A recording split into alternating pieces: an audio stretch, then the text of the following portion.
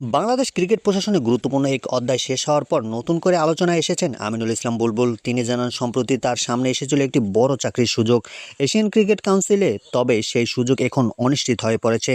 তার বাসায় একটা বড় চাকরির সুযোগ এসেছিল এসিসিতে, কিন্তু দুটো বড় দেশ ভেটো দিয়েছে, চাকরিটা হয়তো হবে না। এর আগে তিনি আইসিসি এর চাকরি ছেড়ে বিসিবি সভাপতি হিসেবে দায়িত্ব নিয়েছিলেন।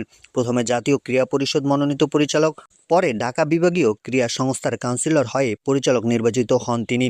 তবে 2 মেয়াদে প্রায় 10 মাসের সেই অধ্যায় শেষ হয়ে যায় যখন জাতীয় ক্রীড়া পরিষদ গত মঙ্গলবার তার নেতৃত্বাধীন কমিটি ভেঙে দেয়। এর মধ্যে এশিয়ান ক্রিকেট কাউন্সিলে বড় দায়িত্ব পাওয়ার সম্ভাবনা তৈরি হলেও 2 এশিয়ান শক্তিধর দেশের ভেটো সেই সম্ভাবনাকে এখন প্রশ্নের মুখে ফেলেছে।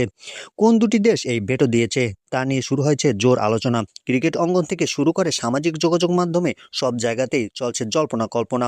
তবে এখন পর্যন্ত এই বিষয়ে কোনো আনুষ্ঠানিক ব্যাখ্যা বা নিশ্চিত তথ্য প্রকাশ করা হয়নি।